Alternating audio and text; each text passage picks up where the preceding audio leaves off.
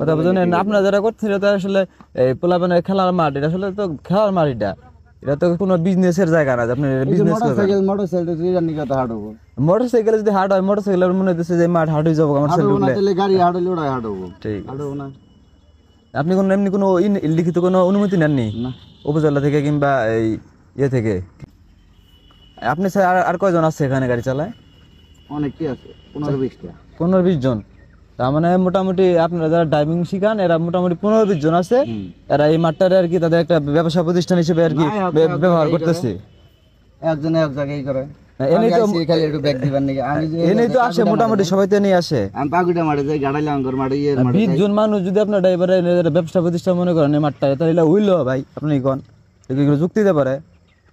এই মাঠে খেলাধুলা হয় না, ওই ঢুকি না, এনে আবার কইছে এনে আহি। না না ঠিক আছে আপনার কথা। ঢুকতাম বিয়ান বিলতে, আর কইছে যে এনে ঢুকো না, তুমি ওই মাঠে যাও।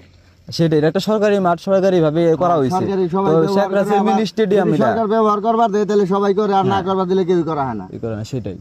এখন ভাই এই 15-20 জনের জন্য আপনি একজন, আরো 20 জনের কথা বলতেছেন। 20 জন মানুষ যদি রেগুলার এই মাঠে চালায়, দলাপাড়া থেকে আসে, সুখীপুর থেকে আসে, মানে সুখীপুর থেকে আসে এখানে, এই না সারা পাবলিক গাড়িও আছে, হেরাও আহে, কটা ফিরে স্থানীয় যা আছে ওরা আসে আর কি। আমরা ওই গাড়ি ঠিক আছে, আপনি এনেকে সেটা বিষয় না। বিষয় হচ্ছে যে এই মাঠটা তো আসলে ব্যবসা প্রতিষ্ঠান না, এটা আমরা মন চাইলে একটা ঘর তুলে এখানে চার দোকান দিব এরকম না তো। দেখে ঢুকি কতটাই বন্ধ করতেছি, একটা দোকান যায় না, ঢুকি না, যেন দোকান যায় ঢুকি।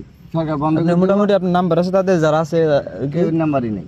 আপনার কার্ডটা একটু দেন আমার। কার্ড নাই, কার্ড নাই, তাহলে নাম্বার একটু দেন, আমি আপনার সাথে কথা বলবো, বাকি যারা সবার সাথে একটু কথা বলবো। আমি আমার কার্ডটা দিয়ে দিতেছি। 15-20 জন ড্রাইভার যদি এটা মানে ট্রেনিং গ্রাউন্ড মনে করে ফেলা, এটা হইলো ভাই কন না আপনারাই কন এটা সম্ভব? এটা কোনো কথা? মানে আসলে এরা প্লে গ্রাউন্ড মনে করতেছে একটা, মানে এই খেলার মাঠকে তারা একটা বিজনেস গ্রাউন্ড, মানে বিজনেস করার একটা রাস্তা মনে করতেছে। তো প্রতিদিন গড়ে 20 থেকে 25টা আর কি এরকম প্রাইভেট ট্রেনিং কারগুলো আসে, আচ্ছা আর কি এখানদের তাদের অনেকেই 5 থেকে 10 জন স্টুডেন্ট থাকে, তাদের 1 ঘন্টা থেকে 2 ঘন্টা এরকম এখানে রাউন্ডে, মানে পুরা এই যে রাউন্ডটা দেখতে পাচ্ছেন মাঠের, এই মাঠ দিয়ে তারা এই রাউন্ড দিয়ে তাদের স্টুডেন্টদের আসলে এই কার ড্রাইভিংটা শেখায় আসলে। তো এই মাঠটা মানে প্রতিদিন 30টা 2 ঘন্টা করে 30টা প্রাইভেট কার যদি আসলে স্টুডেন্টদেরকে কার শেখায়, তাহলে এটা তো আসলে প্লে গ্রাউন্ড হলো না, একটা বিজনেস গ্রাউন্ড হয়ে গেল। তো আমি ইউনো মহোদয়ের দৃষ্টি আকর্ষণ করছি, বিষয়টা আপনি একটু গুরুত্ব সহকারে দেখবেন। এই একটা মানে খেলার মাঠে কেমনে 20 থেকে 30টা ট্রেনিং কার, প্রাইভেট ট্রেনিং কার তারা কিভাবে আর কি